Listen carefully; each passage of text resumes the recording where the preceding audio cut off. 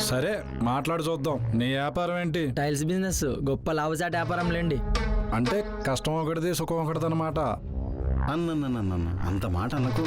నీ కష్టమే ఉంచుకోగలమా? అది ఉంచుకుని ఈ భూమి మీద నిలబడగలమా? నీ వాటా కోటరు.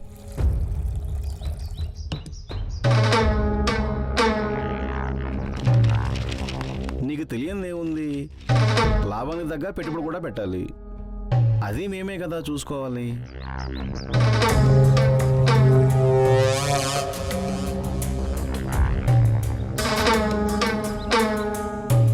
మొత్తానికి ఎంత ఈజీగా తెగ్గొట్టేశామమ్మా.